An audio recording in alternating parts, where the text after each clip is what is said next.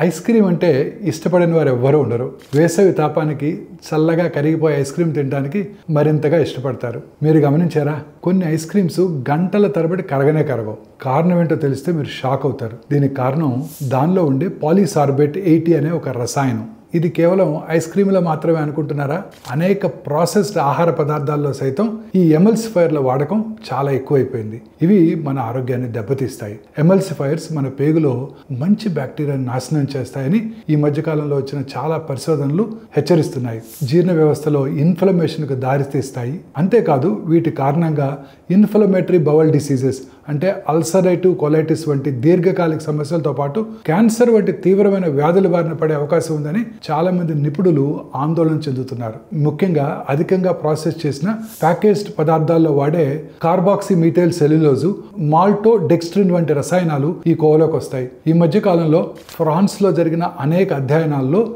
ఈ రసాయనాలు పేగు మైక్రోబయోమ్కు హానికరమని చెబుతున్నాయి. కొన్ని కంపెనీలు తమ బ్రాండ్లపై ఎమల్సిఫైర్స్ లేవు అని ప్రచారం చేసుకుంటున్నాయి. వీటిని గుర్తించడం వినియోగదారులకు చాలా కష్టంగా ఉంటుంది. సో ఆహార భద్రతా సంస్థలు ఈ విషయంపై కఠినంగా వ్యవహరించాలి. మరియు మనందరం కూడా ఆ ప్యాకేజ్ మీద ఉన్న లేబుల్ని చాలా కేర్ఫుల్గా పరిశీలించాలి.